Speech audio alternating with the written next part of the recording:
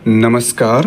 Video की संख्या में देखते हैं भारतीय इतिहास। भारतीय इतिहास में प्राचीन भारत का इतिहास और प्राचीन भारत के इतिहास में देखेंगे वैदिक संस्कृति को।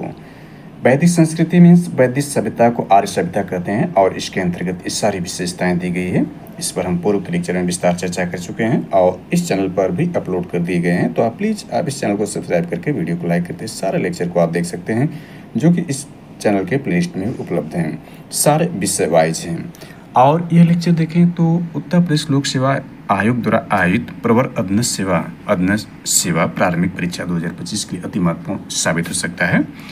जिसके अंतर्गत इसमें सिलेबस देखें तो सिलेबस का टॉपिक है भारत का इतिहास, भारतीय राष्ट्रीय आंदोलन और यह संदर्भित टॉपिक जो है एलटी ग्रेड की पीटी एग्जाम जिसमें 30 नंबर के जो जीएस होंगे उसके लिए भी महत्वपूर्ण है। इसके अलावा आरओ मेंस एग्जाम में जो 120 प्रश्न जो होंगे ऑब्जेक्टिव टाइप जीएस के प्रश्न पूछे जाएंगे उसमें भी ये संदर्भित टॉपिक है। इसके अलावा पेट के लिए भी ये संदर्भित टॉपिक है भारत का इतिहास और भारतीय राष्ट्रीय आंदोलन।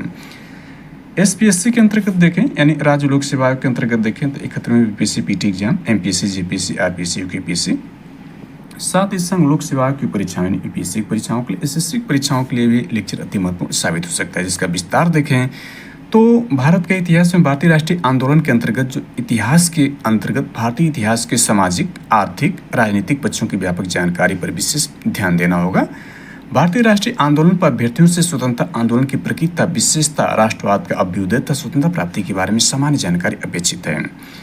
तो ये संपूर्ण जानकारी अभी देखें पूर्व के लेक्चर में हमने जो इस पर चर्चा किया था वैदिक संस्कृति के 2 लेक्चर बना के इस चैनल पर अपलोड कर दिए गए। इससे पूर्व में हमने देखा था जो सिंधु घाटी सभ्यता था उसमें सिंधु घाटी सभ्यता के संदर्भ में भी हमने उसके सामाजिक, आर्थिक और राजनीतिक पक्षों की व्यापक चर्चा की है। तो आप इस चैनल पर जाकर के सारे लेक्चर देख सकते हैं और वैदिक संस्कृति पर 2 महत्वपूर्ण लेक्चर बना के इस चैनल पर अपलोड कर दिए गए। इससे आगे के लेक्चर में देखते हैं तो ये सारी जानकारी दी जा चुकी है, इसलिए आप पूर्वावलोकन के दृष्टिकोण रखते हुए इस नोट्स को आप देख लें एक बार गहरी निगाह से, सर निगाह से, जो कि पूर्व के लेक्चर में इसमें विस्तार चर्चा कर चुके हैं। इसलिए यहाँ पर हमें चर्चा करने की आवश्यकता नहीं है। ये सारे लेक्चर को आप एक गहन दृष्टि के रूप में देख सकते हैं। ये सारी जानकारी पूर्व के लेक्चर में विस्तार से समझा चुके हैं। तो यहाँ पर आप देख लें। इससे आगे के जो एडिशन होगा, लेक्चर होगा, ये यहाँ से शुरू है, इसको आप देख लें। इसमें महत्वपूर्ण शब्दावली देखते हैं। महत्वपूर्ण शब्दावली के अंतर्गत देखें तो जो व्यापारी है उनके लिए महत्वपूर्ण शब्दावली जो वैदिक सभ्यता है या वैदिक संस्कृति है उसमें व्यापारी को पणी कहते थे, सूदखोर को बेकनाट कहते थे। एग्जाम में अक्सर पूछा जाता है कि वैदिक संस्कृति या प्राचीन भारतीय इतिहास में सूदखोर को क्या कहा जाता था, बेकनाट कहते थे, या फिर विकल्प ये पूछा जाएगा कि वैदिक संस्कृति में या वैदिक सभ्यता में जो है बेकनाट क्या कहलाता था, तो सूदखोर कहलाता था। इसके बाद दूरी की माप, ये मेजरमेंट यानी डिस्टेंस का जो मेजरमेंट किया जाता था उसके लिए शब्दावली जो थी वह गवयतु था। यानी ये विकल्प रूप में पूछ सकता है कि गवयतु क्या था, तो यह दूरी की माप यानी मेजरमेंट ऑफ डिस्टेंस जो ये था गवयतु था।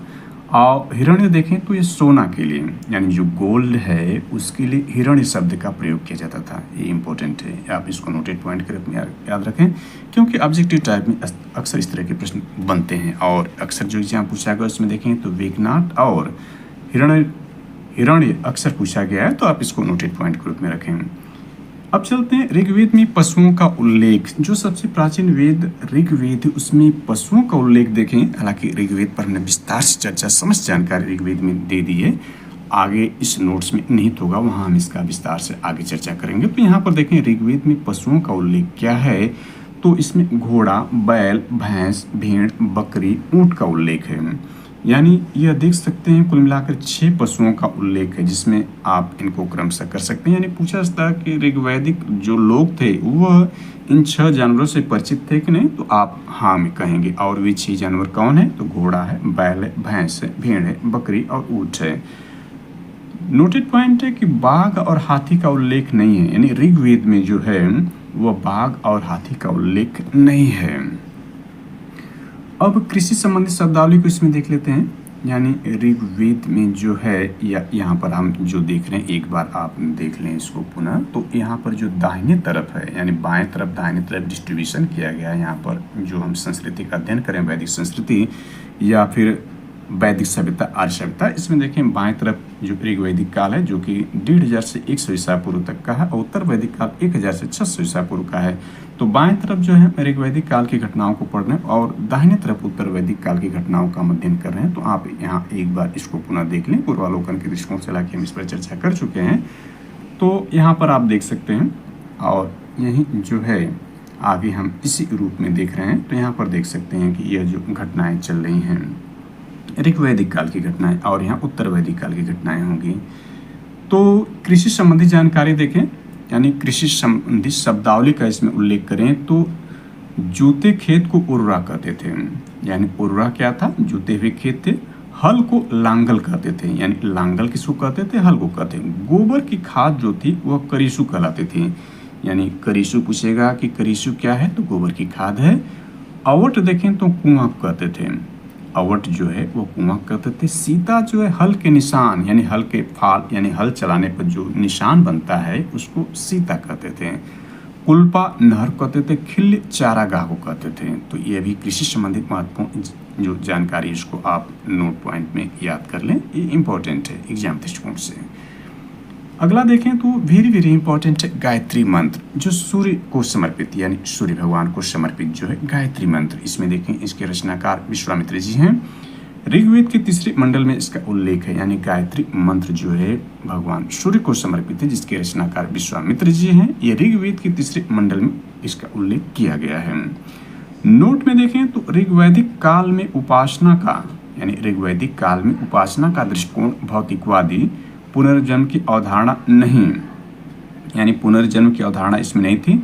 यज्ञ की तुलना में प्रार्थना अधिक होता था, यानी ऋग्वैदिक काल में जो है यज्ञ की तुलना में प्रार्थना लोग ज़्यादा करते थे, पुनर्जन्म की अवधारणा नहीं थी, भौतिकवादी दृष्टिकोण था।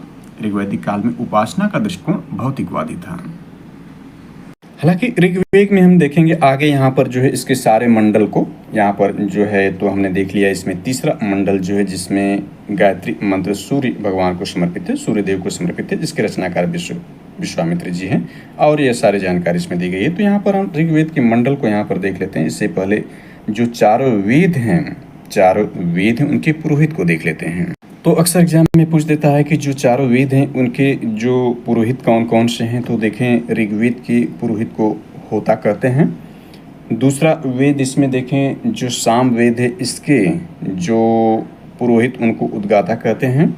और तीसरा वेद जो यजुर्वेद है उसके पुरोहित को देखें तो यह है, यानी अद्धर्यु कहते हैं। और जो आखिरी का वेद चौथा वेद है अथर्ववेद है, और इसके पुरोहित को ब्रह्मा कहते हैं। तो यानी 4 प्रकार से ये पुरोहित इंपॉर्टेंट है, ये नोटेड पॉइंट के रूप में यहाँ पे इसको याद कर लें।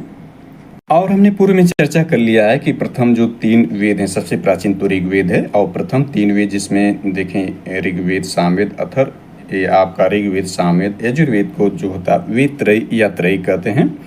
जबकि एक बार त्रयी और पूछा जाता है, वो होता है प्रस्थान त्रयी। आगे इसमें हम देखेंगे वेद त्रयी के अंतर्गत तो ये प्रथम 3 वेद हैं, जिसमें सबसे प्राचीन ऋग्वेद है। और प्रस्थान त्रयी भी पूछा जाता है, तो प्रस्थान त्रयी में उपनिषद, यानी उपनिषद, प्रस्थान त्रयी पूछेगा तो उसमें उपनिषद होगा। दूसरा जो इसमें होगा ब्रह्मसूत्र होगा, और तीसरा जो इसमें होगा भगवत गीता होता है, यानी उपनिषद, ब्रह्मसूत्र और भगवत गीता को मिलाकर प्रस्थान त्रयी कहते हैं।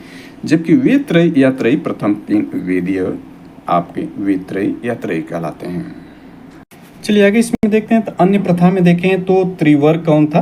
त्रिवर्ग में धर्म, अर्थ, काम, ये त्रिवर्ग है। ये 4 होते तो मोक्ष में 4 मोक्ष आ जाता, लेकिन यहाँ त्रिवर्ग पूछा है तो प्रथम 3 ही इसमें है। इसमें धर्म है, काम है। धर्म, अर्थ और काम जो है यह आपका त्रिवर्ग है। पुरुषार्थ जो आपके 4 जब पुरुषार्थ होगा तो इसमें मोक्ष जुड़ जाएगा, यानी धर्म है, अर्थ है, काम है और मोक्ष है। उपाध्याय देखें तो वेदों के अध्यापक, यानी वेदों को पढ़ाने वाले जो अध्यापक होते थे उनको उपाध्याय कहते थे।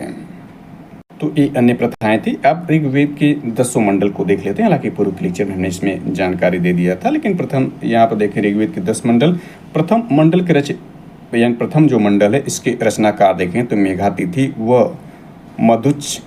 मधुच्छमदा, यानी ये 2 लोग जो है प्रथम मंडल, ऋग्वेद जो सबसे प्राचीन वेद है इसके प्रथम मंडल के रचनाकार ये हैं। द्वितीय मंडल का देखें तो गृत्स मत जी जो हैं द्वितीय मंडल के रचनाकार हैं। तृतीय मंडल में देखें तो विश्वामित्र जी हैं, इन्हीं को हमने देखा था, जिसमें गायत्री मंत्र समर्पित है भगवान सूर्यदेव को।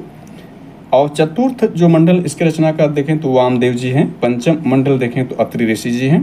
षष्ठम मंडल में देखें तो भारद्वाज ऋषि हैं। और सप्तम के देखें तो वशिष्ठ हैं। और जो अष्टम मंडल है इसके कर्ण और अंगरीष ऋषि हैं। और जो नवम मंडल है इसके रचनाकार सोम देवता व अन्य हैं। दसम मंडल जो आखिरी है इसके रचनाकार बिमदा, इंद्र व सची हैं। इंद्र की पंथी का नाम सची है और एक बिमदा है। तो दसम मंडल के रचनाकार यह रहे। इन मंडलों के बारे में जानकारी थोड़ा सा एक्स्ट्रा इसमें ऐड कर लेते हैं, लगे पूर्व के लेक्चर में हम दे चुके हैं जानकारी। तो यहाँ पर आप कुछ और जानकारी को इसमें देखें तो जो 10वां मंडल है रचनाकार, यहाँ पर देख सकते हैं रचनाकार यह रहे। और 10वें मंडल में चारों वर्ण का, यानी चारों जो वर्ण है उसका वर्णन जो किया गया 10वें मंडल में किया गया है। 9वें मंडल में देखें तो सोम का वर्णन है, सोम का वर्णन 9वें मंडल में है। और इसमें ध्यान दें कि जो दूसरा से लेकर 7वां मंडल है, यानी दूसरा से लेकर के, यानी यहाँ पर द्वितीय मंडल से देखें, द्वितीय से लेकर सप्तम, ये 7वां मंडल, दूसरा से 7वां, ये प्राचीन मंडल, सबसे प्राचीन मंडल यही है, सबसे प्राचीन मंडल है। इससे वंश मंडल, इससे प्राचीन मंडल या वंश मंडल कहते हैं, द्वितीय से लेकर सप्तम मंडल तक।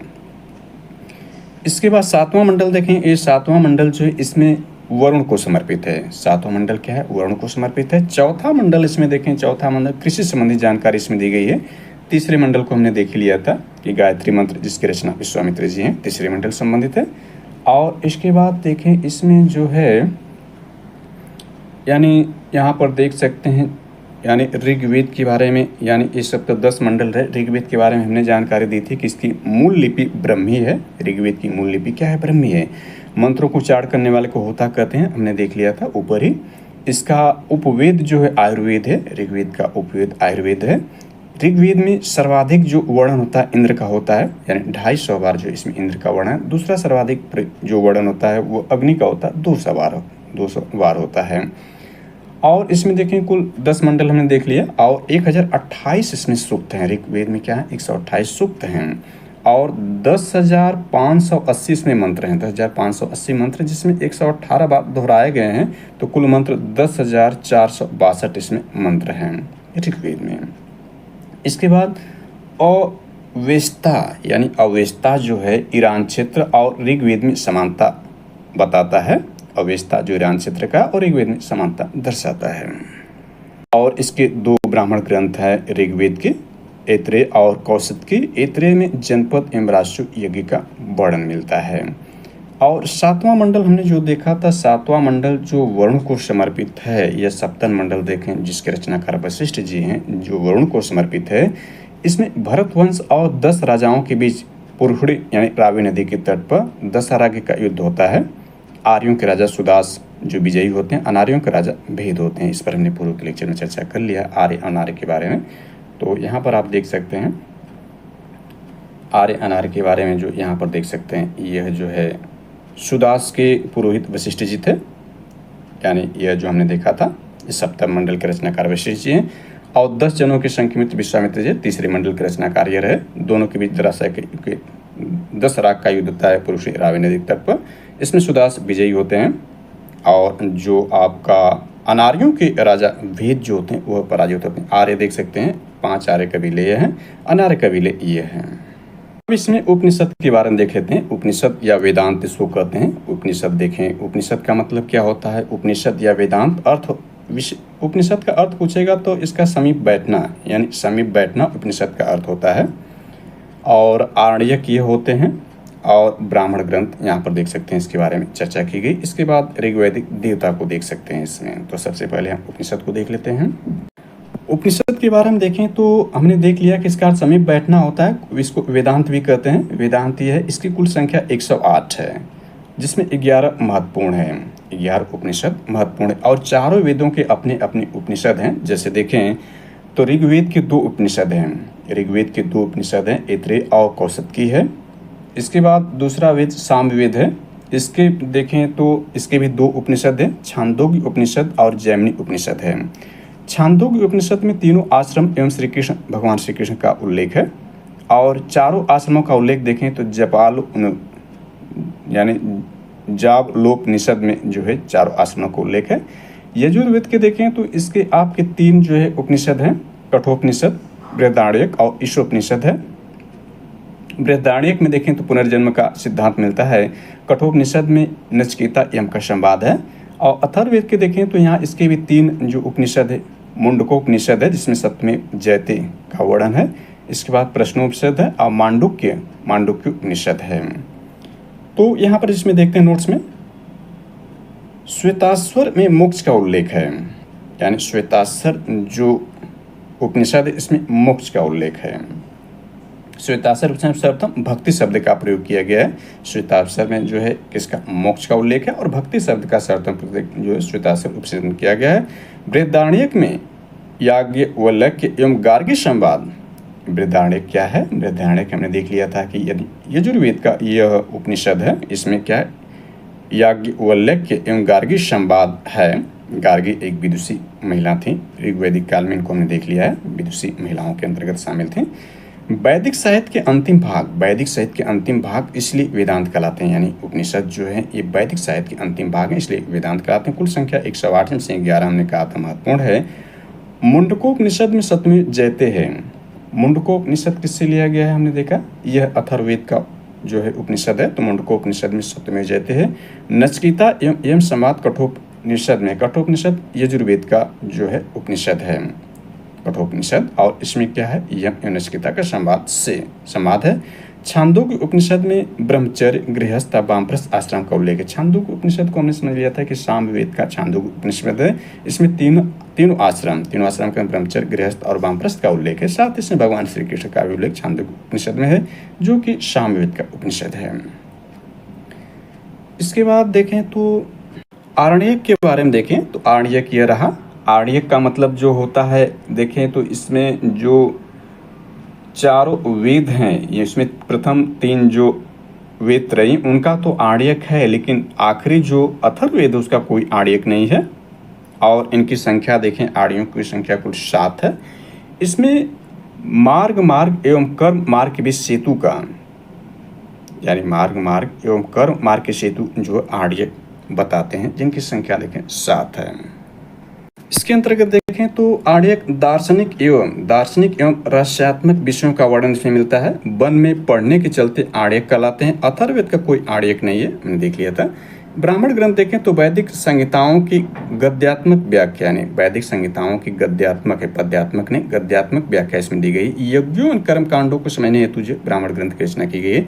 चारों वेदों के अलग अलग ब्राह्मण ग्रंथ हैं, जिसमें हमने देख लिया था कि ऋग्वेद का जो ब्राह्मण ग्रंथ है वे 2 हैं, ऐत्रेय और कौशिकी है। सामवेद के जो है 2 हैं, सामवेद के भी 2 ब्राह्मण ग्रंथ हैं, जैमिनी व तांडव है। यजुर्वेद के भी 2 ब्राह्मण ग्रंथ हैं, शतपथ ब्राह्मण ग्रंथ और तैत्तिरीय है। और अथर्ववेद के 1 ब्राह्मण ग्रंथ है, गोपथ है। तो यह ब्राह्मण ग्रंथ हो गए। इसके बाद देखें ऋग्वैदिक देवताओं को देख लेते हैं। तो ऋग्वैदिक देवताओं में देखें मारुत आंधी तूफान के देवता को मारुत कहते थे, मरुत है, यानी आंधी तूफान के देवता को मरुत कहते थे। यम मृत्यु के देवता थे। मित्र शपथ एवं प्रतिज्ञा के देवता थे। अश्विन चिकित्सा के देवता थे, और यानी जंगल की देवी थी। सरस्वती नदी की देवी, विद्या की भी देवी को सरस्वती कहते हैं, यानी नदी की देवी। सबसे पवित्र नदियों में सरस्वती नदी थी, हमने आगे देख लिया था, जिनको कई नाम संबोधन किया जाता है। और विद्या की देवी भी सरस्वती थी। पर जन्य देखें वर्षा के देवता थे, यानी इसमें देख सकते हैं जो सरस्वती जी थी वो ऋग्वैदिक काल में सबसे महत्वपूर्ण नदियों में थी, यानी सरस्वती सबसे पवित्र नदी। अन्य नाम मातिमा, नदीतमा और देवीतमा नाम था। और यह देख सकते हैं इसमें वेरी इंपॉर्टेंट है। ये लेक्चर पूरे में बना चुके हैं, इस पर वीडियो बना के इस चैनल पर अपलोडेड है। तो हमने यहाँ पर क्या देखा, उपनिषद या वेदांत देखा, आरण्यक देखा, ब्राह्मण ग्रंथ देखा। तो कभी कभार पूछ देता है वैदिक संहिताओं का सही क्रम क्या है, एग्जाम अक्सर पूछता है। तो वैदिक संहिताओं का सही क्रम क्या है, तो सबसे पहले वैदिक संस्कृताएं आए, यानी सबसे पहले क्रम पर वैदिक संहिताएं हैं, वैदिक संहिताएं हैं। इसके बाद जो होते हैं ब्राह्मण ग्रंथ आए, यानी ब्राह्मण ग्रंथ दूसरे नंबर पर आए। इसके बाद जो आरण्यक आए जिसका हमने वर्णन देख लिया कि ये वन में पढ़ने का आरण्यक लाए, तो तीसरे नंबर पर आरण्यक है। और लास्ट में जो है उपनिषद या वेदांत आते हैं, यानी ये जो है वेदों के अंतिम भाग होने के कारण जो है वेदांत कहलाते हैं। यानी वैदिक साहित्य के अंतिम भाग इसलिए वेदांत कहलाते हैं। इनके 108 है, इसमें 11 महत्वपूर्ण। तो सबसे पहले यदि इनका क्रम पूछेगा तो वैदिक संहिताएं हैं, फिर ब्राह्मण ग्रंथ है, फिर आर्य, लास्ट में उपनिषद है। इसमें कुछ जानकारी एक्स्ट्रा जोड़ लेते हैं। देखें उपनिषद का हमने चर्चा किया, यहाँ पर थोड़ा उपनिषद के बारे में एक्स्ट्रा इसमें जो एग्जाम पूछे गए उस पर चर्चा कर लेते हैं। तो कठोपनिषद में कृष्ण यजुर्वेद का उपनिषद है। उपनिषद के अंतर्गत कठोपनिषद में यम नचिकेता का संवाद उल्लेखित है। इसमें आचार्य यम ने नचिकेता को उपदेश दिया है। यानी कठोपनिषद में जो है आचार्य यम ने नचिकेता को उपदेश दिया है। क्या उपदेश दिया है? न इस आत्मा का कभी जन्म होता, न ही इसकी कभी मृत्यु होती, यह अजन्मा नित्य शाश्वत है। एग्जाम पूछा गया। इसके बाद देखें सत्य में जयते जो है यह शब्द मुंडको उपनिषद से लिया गया है, जिसका अर्थ सत्य की ही विजय होती। यह भारत के राज चिन्ह पर भी अंकित है। उपनिषदों में वर्णित राजाओं में, यानी उपनिषद जो है जिसका मतलब देख सकते हैं समीप बैठना है, यह वैदिक साहित्य के अंतिम भाग होने का वेदांत कहलाते हैं। तो उपनिषदों में वर्णित राजाओं में विदेह के राजा जनक, पंचाल के राजा प्रवाहन जाबाली, केकय के राजा अश्वपति व काशी के राजा अजातशत्रु प्रमुख हैं, जो उपनिषद में वर्णन किया गया है। और इसमें देखा कि जो ऋग्वेद में तृतीय मंडल जो है, यानी जो तीसरा मंडल है, विश्वामित्र जी रचनाकार है। इसमें गायत्री मंत्र का उल्लेख है। इसके रचनाकार हमने देख लिया विश्वामित्र जी हैं। यह सवित्र यानी सवित्र या सूर्य देवता, सवित्र सूर्य देवता कहते हैं, को समर्पित ऋग्वेद के तृतीय मंडल में वर्णन किया गया। एग्जाम में अक्सर पूछा गया, इसको नोटेड पॉइंट के रूप में रखें। इसके बाद वरुण देवता को देखें। यानी देवताओं में जो वरुण थे, यानी इसमें जो देवता हैं इसमें वरुण भी थे। तो वरुण को एग्जाम पूछा है, यह नैतिक व्यवस्था के संरक्षक वरुण थे। इसके अतिरिक्त कुछ मंत्रों में पापियों को दंड देने के लिए इंद्र एवं सोम से प्रार्थना की गई है। इस देखें तो इसमें जो इंद्र को आर्यों का युद्ध नेता एवं वर्षा, आंधी, तूफान का देवता माना जाता है। इंद्र को बृहत सुर संहिता यानी वृत्तासुर नामक राजा का वध करने वाला, पूर्वभिद यानी किला को भेदने वाला, सोमापा सोम का अत्यधिक पान करने वाला, सतकृति 100 शक्तियों का स्वामी इत्यादि नाम से इंद्र को संबोधित किया गया है। अब आगे चलने से पहले इसमें पुराण शब्द को भी देख लेते हैं। पुराण को अक्सर एग्जाम में पूछा है कि पुराण क्या है। पुराण के बारे में देखें तो पुराणों की संख्या 18 है, जिसके रचनाकार देखें, यानी पुराणों के रचनाकार देखें तो लोमहर्ष ऋषि तथा उनके पुत्र उग्रश्रवा द्वारा जो है पुराणों की रचना की गई है। पुराण में देखें तो 5 प्रकार के विषयों का वर्णन है। यानी विषय अक्सर पूछ देता है कि पुराण में जो है कितने विषयों का वर्णन, तो 5 प्रकार के विषय हैं। पहला इसमें सर्ग है, दूसरा जो है प्रतिसर्ग है, तीसरा वंश है, चौथा इसमें मनवंतर है और आखिरी 5वां वंशानुचरित है। ये इसके क्रम को याद रखें कि पहला जो इसमें है, पहला विषय सर्ग है, दूसरा प्रतिसर्ग है, तीसरा वंश है, चौथा मनवंतर है और 5वां और आखिरी वंशानुचरित है। सर्ग जो बीज आदि सृष्टि का पुराण है। प्रतिसर्ग प्रलय के बाद की पुनः सृष्टि को कहते हैं। वंश में देवताओं या ऋषियों के वंश के वृक्षों का वर्णन है। मनवंतर में कल्प के महायुगों का वर्णन है और वंशाचरित में पुराणों के वे अंग है जिसे राजवंशों की तालिकाएं दी हुई और राजनीतिक अवस्थाओं, कक्षाओं तथा घटनाओं का वर्णन किया गया है। आगे जो है हम इसमें महाभारत और रामायण को भी देखेंगे और इसमें आगे का जो लेक्चर होगा वह वैदिक साहित्य के अंतर्गत जो चारों वेद हैं, वेदांग हैं, महाजनपद हैं इत्यादि के बारे में भी देखेंगे। रामायण महाभारत के बारे में भी देखेंगे। तो यह नेक्स्ट लेक्चर में आधारित होगा। Thanks for watching this.